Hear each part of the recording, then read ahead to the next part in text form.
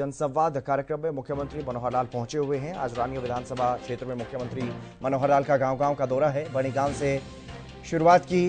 कालांवाली के लिए बस को वहां पर हरी झंडी दिखाई गई। करोड़ों रुपए की परियोजनाओं का भी शिलान्यास वहां पर किया गया है। बड़ी में 36 करोड़ की परियोजनाओं का शिलान्यास और उद्घाटन किया गया।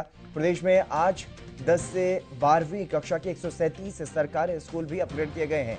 सीएम ने खिलाड़ियों को भी खेल किट दी है। खिलाड़ियों से भी संवाद किया है।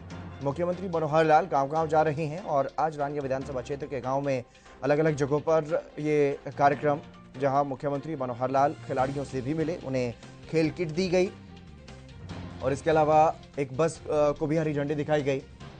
तो वहीं और भी अनेकों सौगातें जो हैं वो क्षेत्र के लोगों को दी मुख्यमंत्री मनोहर लाल ने। जनसंवाद कार्यक्रम के तहत मुख्यमंत्री मनोहर लाल सिरसा के दौरे पर हैं और सिरसा जिले में आने वाली रानिया विधानसभा क्षेत्र के दौरे पर आज मुख्यमंत्री मनोहर लाल। उन्हें आपका यहाँ पहुंचने पर हार्दिक स्वागत, अभिनंदन। जहाँ तक आज के दिन में तीनों जगह पर सामान्य जो समस्याएं व्यवस्थाएं जो थी वो तो पहले की तरह आई है। एक जो विषय ज़्यादा वो यहाँ नशे की बात को लेकर के बहुत ज़्यादा आया है और उसमें पुलिस अधिकारी अगर चाहें तो उसको ठीक से कंट्रोल कर सकते हैं। तो जो विचार किया तो पुलिस अधिकारियों का, क्योंकि हेडक्वार्टर सिरसा होने के कारण से जितना ध्यान इधर दिया जा सकता है उसमें शायद कोई कमी है।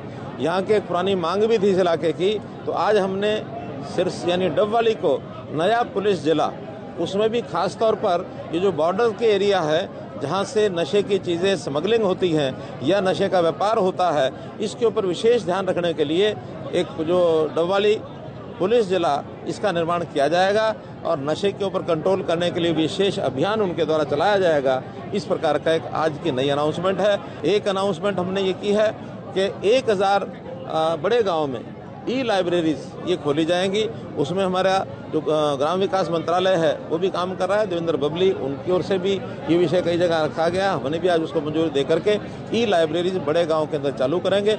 इसके बाद भी जहाँ जहाँ और डिमांड आएगी उस डिमांड के हिसाब से, क्योंकि शिक्षा में बच्चों की रुचि बढ़ने के कारण से ई लाइब्रेरीज की उपयोगिता बहुत अच्छी हो गई है, तो उसका भी हमने पूरा करने के लिए संकल्प किया। मैं ऐसा मानता हूँ कि जो डी एडिक्शन सेंटर हैं, अभी 2 सरकारी डी एडिक्शन सेंटर है हमारे यहाँ सिरसा जिला में, बाकी प्राइवेट है 9 या 10, लेकिन प्राइवेट डी एडिक्शन सेंटर्स का जो प्रभाव और जो उसका उपयोग होना चाहिए उतना नहीं दिख रहा है, बल्कि कहीं कहीं तो जो छापे लगाए गए हैं उसका दुरुपयोग भी लोग कर रहे हैं। उस पर पूरा ध्यान रखा जाएगा और जो गलत काम कर रहे हैं उसको डी रजिस्टर करके उसका रजिस्ट्रेशन को कैंसिल किया जाएगा।